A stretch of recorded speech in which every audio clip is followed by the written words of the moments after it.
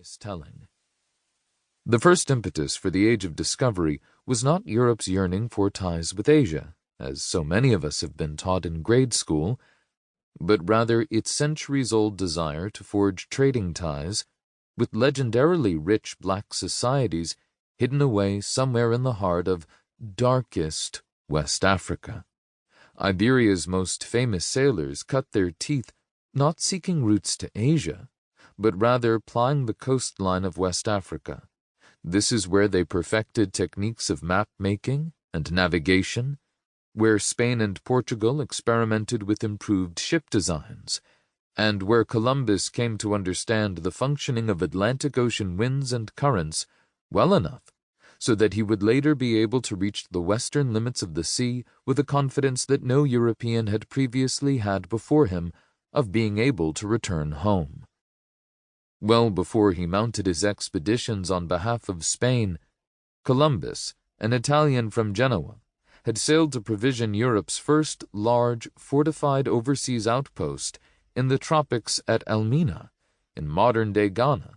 Europe's expeditions to West Africa of the mid-15th century were bound up in a search for the sources of that region's prodigious wealth in gold.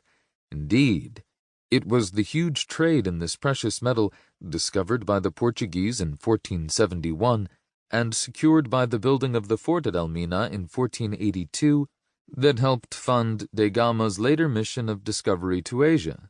This helped make it possible for Lisbon, until then the seat of a small and impecunious European crown, to steal a march on its neighbors and radically alter the course of world history. Bartolomeo Diaz, another habitué of Elmina, rounded Africa's Cape of Good Hope in 1488, proving the existence of a sea route to what would become known as the Indian Ocean. But no onward voyage to Asia would even be attempted for nearly a decade after that, when da Gama finally sailed to Calicut.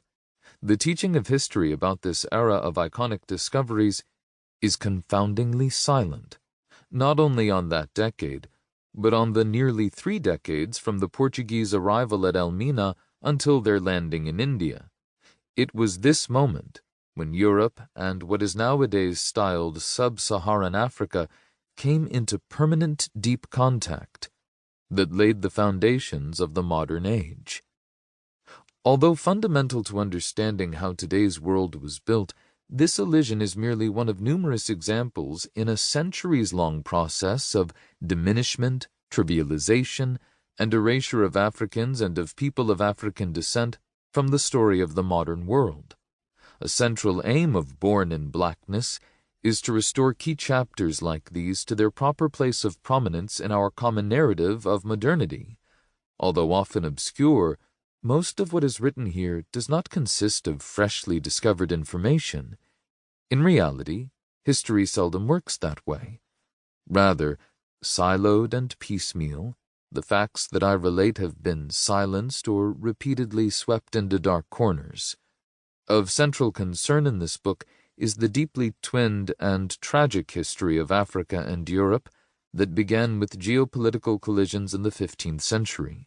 Events and activities that flowed from Afro-European encounters set the most Atlantic-oriented Europeans onto a path that would eventually propel their continent past the great civilizational centers of Asia and the Islamic world in both wealth and power.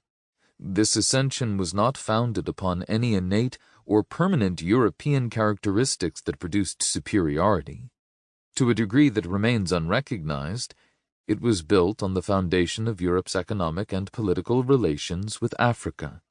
The heart of the matter here, of course, was the massive, centuries-long transatlantic trade in slaves, who were put to work by the millions growing sugar, tobacco, cotton, and other cash crops on the plantations of the New World.